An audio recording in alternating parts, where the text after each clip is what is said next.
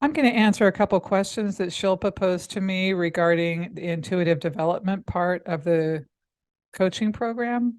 The first is she says, I don't understand what a blueprint is, and I don't know what type of questions to ask or who to ask. And should I be asking open or closed ended questions? I'm a little confused here.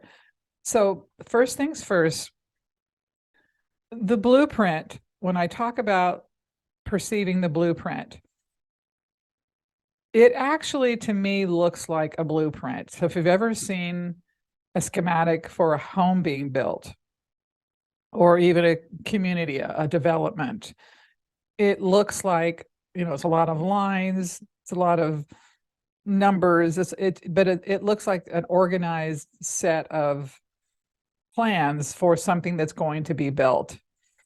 This is what I perceive when I do readings for people, especially people I've never met. I perceive the blueprint, and in that, you can access almost all of a person's information about this specific lifetime and in sometimes other lifetimes, but this specific lifetime and other things about their personality, what they've come here to contribute to heal from, what legacy they might want to leave, their personality type.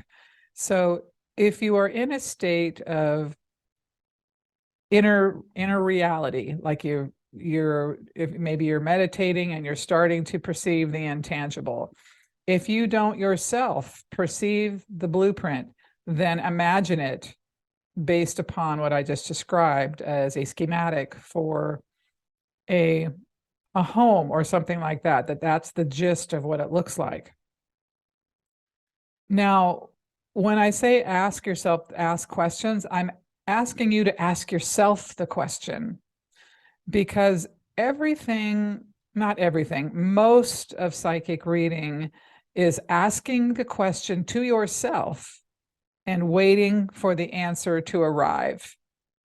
It's an exchange of sorts of energy. So, for instance, if I'm in a reading with someone and they say, oh, could you tell me about this job? Or what's going to happen with my health? Or is this relationship going to work out? Or should I move here or there? I ask myself the question and I wait for some energy to come to me.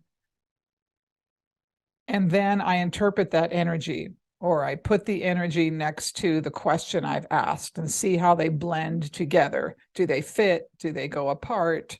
Do they clash? Or what imagery comes with the answer? But that is a lot of psychic reading. Granted, sometimes we just perceive things or things just come forward because we're open channels, if you will. But in terms of the question and answer piece of the intuitive development, I'm wanting you to get used to asking the question and waiting for the answer. And a lot of times, new readers especially get nervous. They get worried the answer is not going to come, or because they don't understand their own process yet. They sort of interrupt and think, oh, I can't do this or whatever. But you get used to that flow of energy. So when I've been doing this a very long time, but for instance, when I'm reading a brand new client and I begin to pull in their impressions by looking at the blueprint, I always say, give me about 10 seconds. Because sometimes it takes less, sometimes a teeny bit more. But if I'm just quiet in myself and I just wait and I say, okay, and I give me this information on such and such person, I start to get a download of sorts, and it starts to feel a certain way. And so some of these things are experiential, person to person. But that's how it works for me, that the download starts to come, and then I can begin to interpret the information. And then, of course, with the blueprint, once you have the download of the person, then you can answer any question they have. You've got all their information. So when you're beginning, it's really good to practice on some other people so you can get some feedback. It isn't that you can't ask questions for yourself, but I'm telling you, even to this day, I find it really difficult, if at all, to be able to read for myself. So perhaps a family member or certainly anyone in this group would be happy to answer questions for you or could pose some questions to you. But when I'm saying ask a question, you're asking it to yourself to wait for the answer.